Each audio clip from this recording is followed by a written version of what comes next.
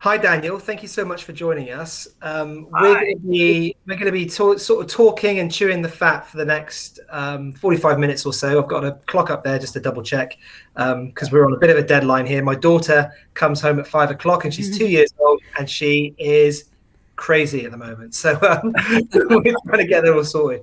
But yeah, thank you. I mean, this is basically a conversation that we wanted to have with you because whenever we meet someone on the network that has a unique background that's new to us, that we think that maybe our other members might benefit from, we just want to kind of sit down with them for a few minutes just to sort of chat through their history, what they've learned, what they've had along the way. And yeah, that's kind of the whole purpose for today. So I mean, talk us through the very beginning. I guess give us an introduction into how you got involved as a writer, but also what your background in film is. Maybe discuss some of your favorite films, that kind of stuff. So maybe let's go all the way to the beginning and just start with cinema, because that's the most logical thing for everyone here. What was Yeah. your first kind of experience of film? Well, my first experience of film. I vaguely remember seeing Star Wars in the theater Cool. with my parents. And I was very, very little. I'm really betraying my age here a little, but that's okay. But I was very, very little, and I think I have some memories of the experience, but it was like preschool. But my mom does tell. She said I was standing up on the seat agog, didn't make a sound through the whole movie. When seeing Star Wars the first time. Wow. Uh, a couple of other early experiences. I remember watching The Secret of Nim. I was actually at the doctor's office. My sister was really sick. My parents went back with her. My mom went back with her, and I was this little kid. I was 4, and I was in this waiting area all by myself. And the nurse says, "Hey, you want to watch a movie?" And she puts in Secret of Nim, and like they were back there. I saw the whole movie. It was the first time like I'd like sat by myself and had a movie played for me. And like, Secret of Nim is just so magical. So yeah, Yeah, that's a cool film. yeah. And Superman the movie would be another one, early one that was Yeah. just like, that was life forming for me. I can't say life changing because I didn't have much of a life to that point. I was so very little. Yeah. That was also about 4 for that. So yeah, like 3 and 4 years old were like there's some momentous occasions for me when I was 3 and 4, experiencing film. And then just, I grew up in the 80s, and as a young kid, it was pre-home entertainment and all that. So UHF television is what we had, and it was all black and white westerns, detective movies. So I watched a lot of classic movies and a lot of old TV, like Dick Van Dyke Show and classics like that. And that was all very formative to me. My favorite film overall that really stood above the pack early on was Raiders of the Lost Ark, and that's still my Yeah. favorite movie to this day. Wow. And yeah, I remember we videotaped it off of ABC television. It was on ABC on a Sunday night. We videotaped it, and I watched that VHS so many times. When I watch Raiders today, I can tell you where all the commercial breaks were on my Nice. VHS. But yeah, because I must have watched that VHS 20, 30 times. I don't know, at least. And that's I've seen that movie more than any other. My other So I have top 3 favorites. Raiders is just like number 1 above the pack, but there's also Blade Runner and Heat are my other 2 favorite movies. Great. Uh, yeah, I went to see Heat a lot of times in the theater, and it's a 3-hour movie. And I was having to drag friends. They're like, "How long am I going to have to sit?" I'm like, "It's so Yeah. good, I love it." They're, But they're showing the 70 mil at the Prince Charles Cinema at the moment down in central London on Sunday night at 8:30, and I nearly booked a ticket for it yesterday to go and see Heat. One of my favorite oh films as well. Love it. Also, yeah, Blade Runner, one of my favorite films as well. And yeah, I remember watching Raiders of the Lost Ark when I was younger, but I haven't seen it since. So I need to go back there because if you're gotta go back. ticking the box for Blade Runner and for Yeah, for the Heat, I mean, come on, that's just yeah, We have the sound like Blade Runner poster here in this office. we do. Got the Blade Runner poster right in that office right there. Yeah, we're massive. I'm a massive Philip K. Dick fan, so I love anything by Philip K. Dick. Like he's just genius in my opinion. Yeah, yeah. super cool. Great. So how did that?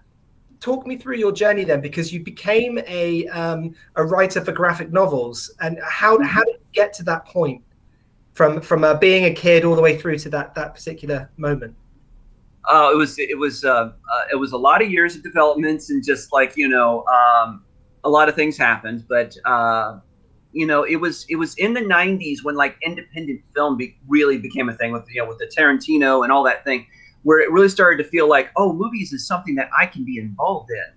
I can I started watching movies and really picking things apart on the screen and really picking apart the stories, and I'm like, this is something I could do. I remember a guy in college once said something that's like, well, why don't you study film or something? And this one guy like opened up my mind. I'm like, oh, I can do this. Yeah. Yeah, and I was going to a public college, University of Central Florida at the time, and then I attended Full Sail University after that, which is a media arts school, and I studied digital media and a lot of aspects of filmmaking there. After getting out of school, I wanted to study acting, writing, so I joined a theater group and I started writing plays. That was the first time I really started writing, because just being in workshop theater and watching scene work and plays happen really got you into the idea of structuring scenes and structuring story, and started writing for the stage. So the first time I really wrote anything was for live theater. Cool. And you're dealing in real time with actors going moment to moment. So thinking in terms of stories of being character and moment to moment started with writing in the theater, and then I experimented writing screenplays after that, and that was interesting. It's like, oh, I can have cuts and edits now. There's music cues and all this. And my mentor that I studied with his name was Ken Yulo, and he was a New York Times bestselling author, Eugene O'Neill award-winning playwright, and so I was very fortunate to be able to study with Ken. He was living in Florida, where my wife and I are from, and so we did regional theater with him, and so I studied writing there. Really, I learned in a workshop setting, and we came to LA in about 2003, my wife and I, and at that time, I was writing screenplays, and I adapted a few books and things like that, and so I was really into story at that point. And I thought, well, I love comics, and I would really love to establish IP. For the audience watching, it means intellectual property. I really need to establish IP, I think, in order to really maybe get a leg up here in LA. So I decided to make comic books, and so I just transferred my what I'd learned in the theater and for writing for movies over to writing comics, and I teamed up with Anthony Dietchidue, who's an artist who lives right down the street from me, actually, and we did our first comic together called Profit, and that was like a real crash course in just learning how to make a comic book, because he had done a lot of art and things, but he hadn't done a full comic to that point. So we did that book, and that was very successful for me. I formed my own company, Danger Cat. You can check us out online, dangerkatt.com, and I formed Danger Cat around the creation of that book, and I put it out, and it's on Comixology and Amazon right now. And from there, we did our second. I'm like, I want to do a Professor Moriarty comic, Anthony. Let's do this. And he's like, okay. And that's when we got picked up by Image Comics. I spent 2 years. Yeah, I spent 2 years writing that first story. It took a long time for it to form and come together. And I went to every comic convention. I talked to every editor, and we were turned down by every company. Until I was like, Image was only accepting back then. They only accept submissions right now by email. They don't take it at shows, but like back then it was by snail mail, and you had to fill out all these things. And I'm like, oh, it's a lot of trouble, and it's Image, so I don't want to do that. It's going to be so much trouble. I'm just going to say no. But everybody else had said no, and it was the last recourse. So I'm like, okay, I might as well give this a try. And I snail mailed in my little sample book that I made with the first 10 pages drawn and story synopsis, and 3 weeks later I got an email back from Eric Stevenson saying, hey, we were interested in doing this. Cold submission by mail. Everybody asked me, how did that happen? I'm like, I just sent it in, but everybody's like, what's the secret to be published with Image? I'm like, well, have exactly what they want when they want it. This is a great story, because this is a sector of an industry that I know nothing about. So I was doing some reading, and I was reading that they're the third largest publisher of graphic novels in the world. That's insane. They're massive. Yeah. It was a really good. I mean, the stars really aligned, because they were bringing in a lot of brand new people, a lot of first time people at that moment, and also I had this Professor Moriarty book, and it was just about 2009, 2010. So Sherlock Holmes was setting to take off, with the Cumberbatch series, the Robert Downey Jr. series, and then everything else that would follow. But like, I think that Eric just saw that coming, and he's like, oh, here's an off-kilter take on Sherlock Holmes. Sherlock Holmes is going to be a thing real soon. Yeah. Let's on this. And it was just stars aligned. It was just absolutely perfect. Was this something that you prompted, or was this something that they said? So did you say that in your cover letter to them? Did you say, we know that Sherlock Holmes is going to be big and that's why we've done this? Or did he prompt that before you prompted it, sort of thing? Yeah, I think it was on his end, because like I had no idea that it was going to be. I was just doing what I wanted to do, Yeah. And right. That's a secret behind a lot of media creation, whether you're writing screenplays or actually directing movies, or if you're writing books or whatever. Just do what you is in your heart to do. Yeah. And nobody's ever asked me to do anything. Anything that I've written, anything that's been published, anything that's been optioned, it's never been at the behest of anybody. Hey, think you could do something for me that's kind of like this, that, the other. Meet this meets this. Give me that, and we'll put it out. That's never happened. Yeah. I've always done what I wanted to do. And there's something about, if you have, if you have a unique take on something and something you're very passionate about, those are the things that people are going to respond to, I think. Oh, definitely. Yeah. Great. Amazing. And what happened then after Moriarty? Where did you go after there? Well, we did 2 volumes of Moriarty, and we put out a hardcover, and then I did a second graphic novel for Image called Red City. I went into the office at Image. I said, I want to do Chinatown on Mars. And he said, Eric said, oh, cool.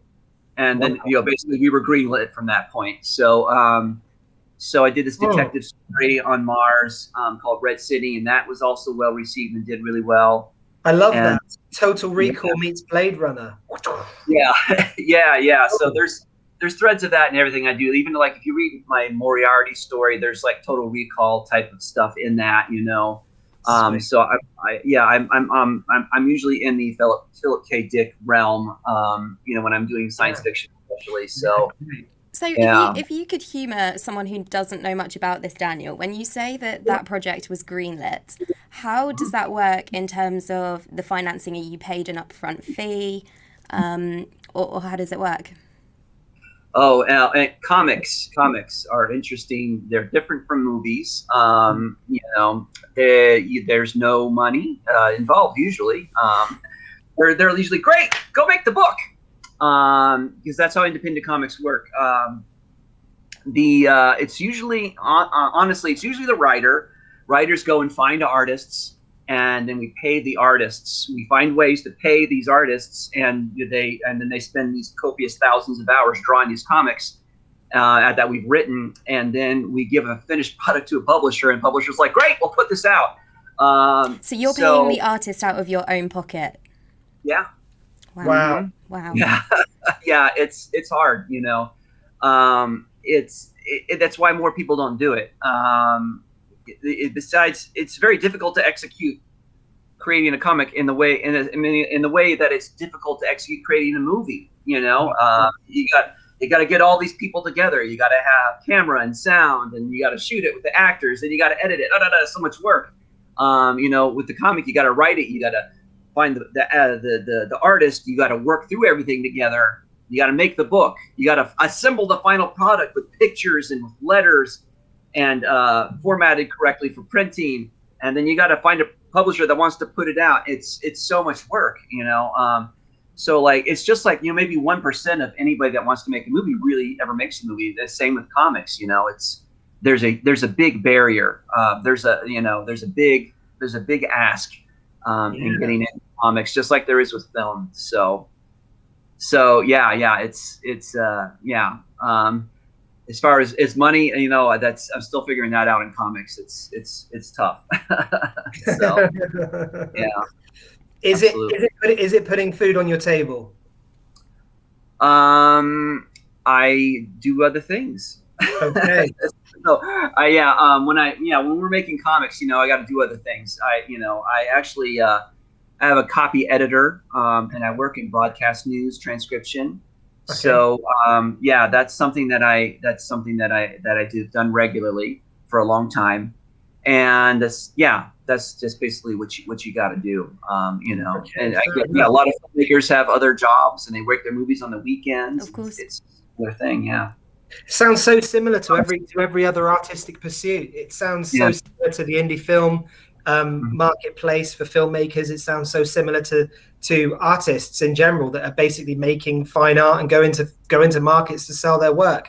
They have to buy their giant canvases, buy their paint, do the whole thing, book their station, pay for their station, and then be there and hope that they sell their work. At what stage does it start becoming not lucrative but worth it for you in that regard? Yeah. So, well, really, the first stage of that where it really becomes worth it is just when your book hits the stands, because regardless of how well you sell, having a book out in the world on stands from a legit publisher is a huge success. Of Yeah. course. Yeah. So, you can, because like you can sell many tens of thousands of comics and still, be in the red financially, but that doesn't matter really.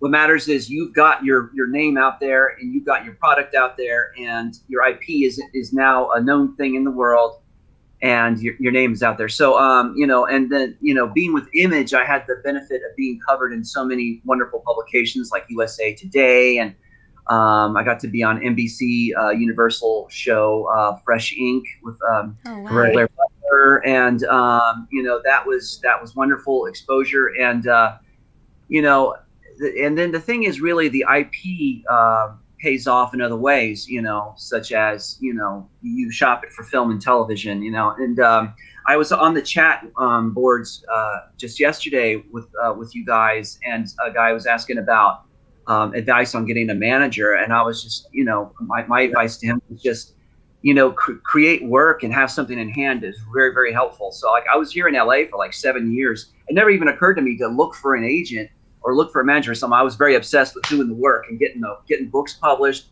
and all this. And like I would use an attorney when I had contracts, Sure, of course. But like when it came time, when I met my manager for the first time, I was like, I had done Profit through my company Danger Cat, and I had done Moriarty with Image, and that made me very very valuable to them, and that's how I got a manager. Everybody asks how do you get a manager, and like, well, spend a decade working on creating work, and then so true. It's ready. Exactly the same story for actors. Exactly the same story for anybody like that. You just got to make your own work and get the ball rolling. It does feel like that's the kind of secret formula. Just make your own stuff, get your IP up and running, and away you go. Yeah, great. So walk us through the filmmaking side of things then. How did that transfer over to filmmaking for you? Well, it's I've always just thought in terms of story. Yep. And there's different ways to express story. So like film and television, there's differences in formatting between TV and film, but they're very similar in writing scripts but like writing for the theater, it's all live in real time. And so you think in terms of moment to moment, how are the actors going to pace out this story? What are they going to say that's going to cause story beats to happen? Then it's just transferring that over to comics. It's just like comics are similar kind of. You handle time, but you like isolate moments. Yeah. So it's like these moments that I envision that the actors are going to be hitting in real time in a theater. Now we're going to be isolating in a panel in a comic book, and this is how we're going to be hitting. This is how we're going to structure the story. It's all by character, and it's all by establishing moment to moment what's happening. And then in movies, it's like it's a combination. It's kind of an in between thing. It's like you're isolating moments in the movie too, but then you got all this movement and sound and everything that can happen. A gunshot can happen off screen that they react to, So there's just different ways of expressing things. So since I had loved movies from such an early age, I obviously wanted to write movies, and I was adapting my comics into screenplays, and then I was writing original screenplays as well. And it was actually about a year and a half ago, a couple years ago, I really got involved I'm like, I want to get involved in film festivals, and so you have a lot of work. Screenwriters, we tend to sit in a cave and create all this work, but like nobody, really gets to see it unless you give it to a manager, agent, whatever, give it to a friend to read.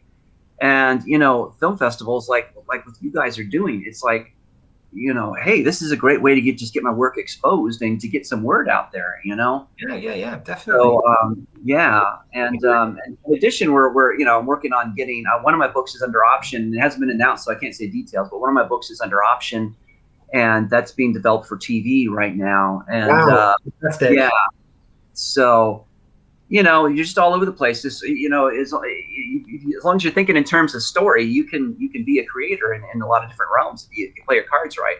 So definitely very inspiring. I think that's a message to everybody, really. It's spot on. So Daniel, tell me more about the projects that you're currently working on now. What are you sinking your teeth into at the moment?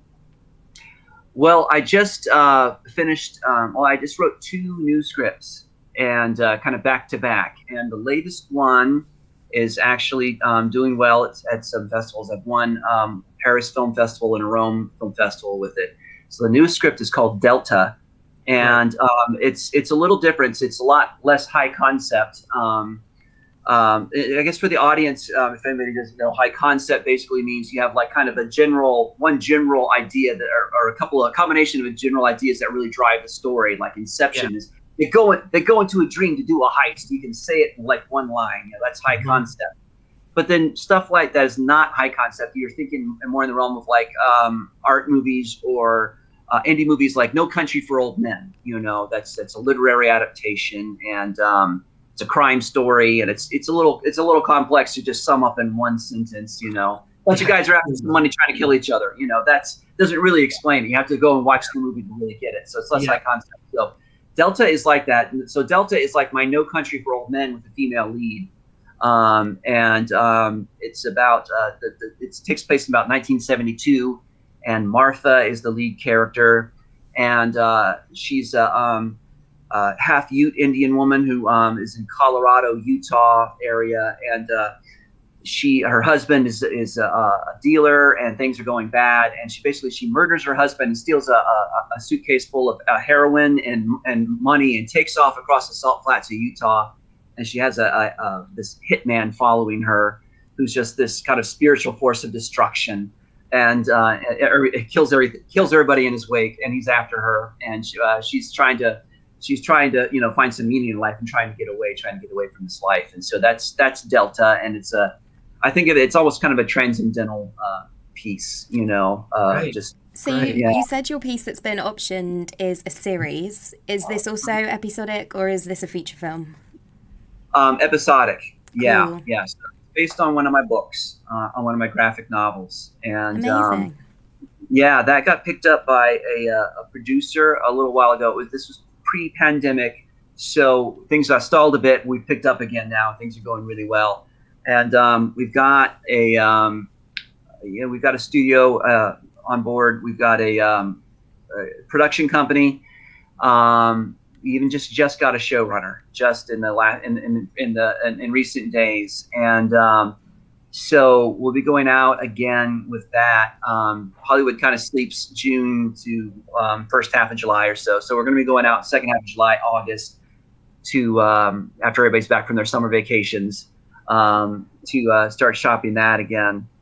And it's like, we're off for about 4 months of the year here in Hollywood as far as that stuff goes. Like everybody's asleep in the summer and at Christmas time. So, but except for the creatives. But so we'll be going out with that again. I'd love to share the details and tell you guys all about that when it's announced. I'm very excited about it. Yeah. Great. I'm excited about that. Yeah.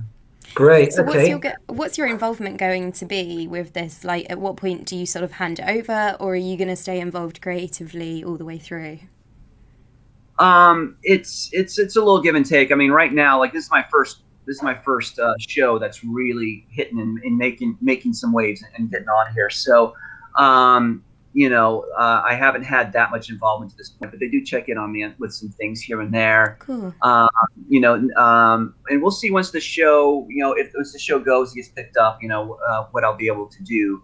But right now, yeah, first time around, you kind of do hand it over. A lot of people have this thing like, no, I have to write the adaptation myself. And it's like, no, when these guys come in and they're really serious, you play ball a little bit and see what they're going to do. And the thing is these guys, the producer and the writer I'm working with, and they've been so wonderful because they stayed so faithful to the material. They showed me their outline for season 1 and everything, and it's like they've expanded the world, expanded a lot of things. So things have changed, but there's so much that's the same in there. And I'm like, this is what an adaptation is supposed to be. They've actually done this. They've adapted so well. So I'm very happy. So good. Great, Daniel. Great. So pleased to hear that everything's going so well. It's wonderful. I want to kind of touch on that a little bit because I'd like to talk about the psychology of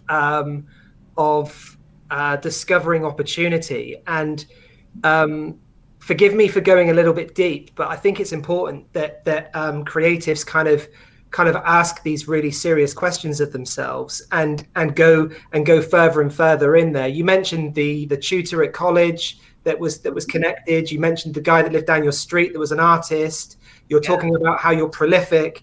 Talk to me a little bit more about how you seek to find opportunity for yourself, because it seems to be a pattern of behavior, and I want to know more about that and how that can be something. Are you someone that wakes up really early and just strikes it? Are you someone that's constantly looking to try and gain something from any given situation? Like what's your philosophy for opportunity?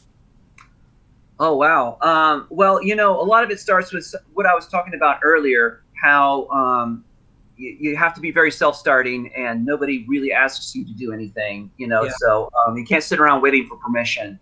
It takes a lot of permission to get things mass distributed, but to produce, you can do that on your own,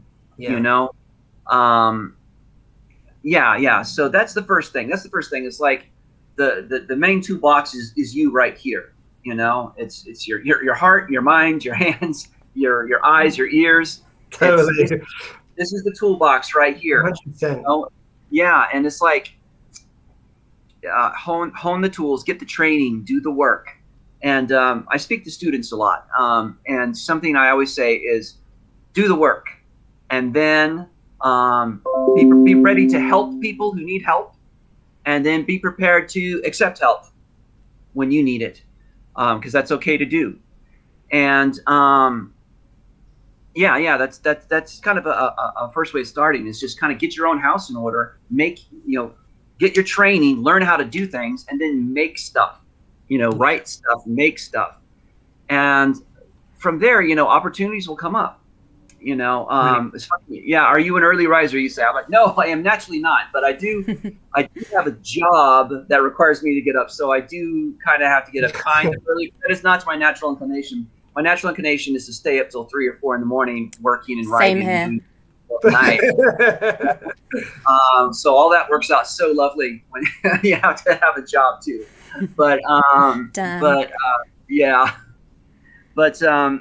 there it's like when you're armed with abilities and you're armed with the work, you can go out and meet people and opportunities can happen. And so what do? We move to LA for one. So go to where there is opportunity, and not everybody can go to LA, but like here in the States, you can go to New York, you can go to Chicago, or if you have to stay, if you cannot leave your hometown, because maybe you got to take care of family, whatever. Look at the experience of like what can you do? Maybe you can write for the newspaper. Maybe you can write for your local theater group. There's a lot that you can do wherever you are. So look for opportunity and meet people. And it's like you say. Do I look for opportunity in every situation? I tend to do that. But you need to have kind of a heart and people first approach to things. I love to make friends. I invest in people. So when I find somebody that I really like, that I want to be friends with, I'll invest in them. I'll check in, by text regularly or whatever. Or like, hey, let's just go have coffee and see how we're doing. Whatever work they're doing, I want to help with. I have friends that are musicians. I go see them every time they play after quarantine, pre and after quarantine. I go see them every time that I can. Every time they play live, I will go. So really invest in people, but think of it as just a friendship first thing. because being a good person is kind of the most important thing in life. Yeah, definitely. Yeah. We've always said the secret of networking is to find genuine creative connection. That's the secret. It's pointless going up to someone that you have absolutely nothing in common with and trying to do a project with them, because that's not going to work. So like finding people that you're like, oh my God, we like the same films, we like the same stuff. It kind of gets me down to the story of you meeting this artist. Did you have the idea to do a comic prior to meeting them, or did that happen through the relationship? It was prior, yeah, and it's interesting because again, it was relationship building. I had written the script. I needed to develop it better as a comic book, but I had written the story already. And my neighbor Mario lived two doors down. He was an artist, and he was a painter, and he was like a fine artist, and he did make these wonderful paintings. And I say, hey, I'm interested in making a comic. What do you think? Would you like to do something like that? He's like, well, no, that's not my thing, but I work over at Universal doing caricatures of people, Universal theme park.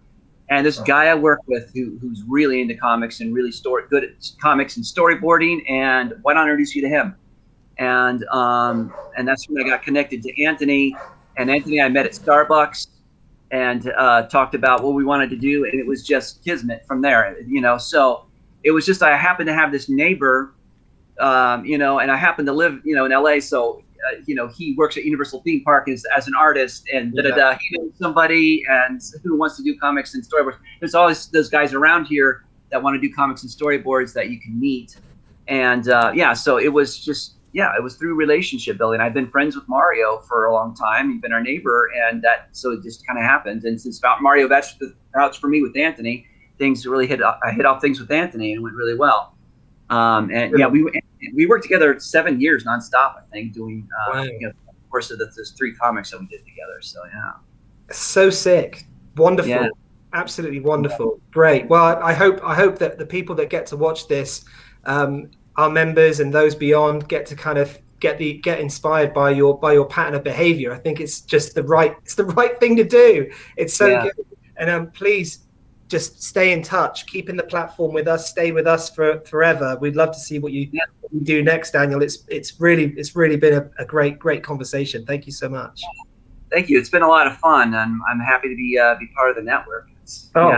Looking forward to seeing what comes up next, Okay, nice one, dude. Thank you so much. Thank you so much for your time. Thank you, Daniel. Wonderful.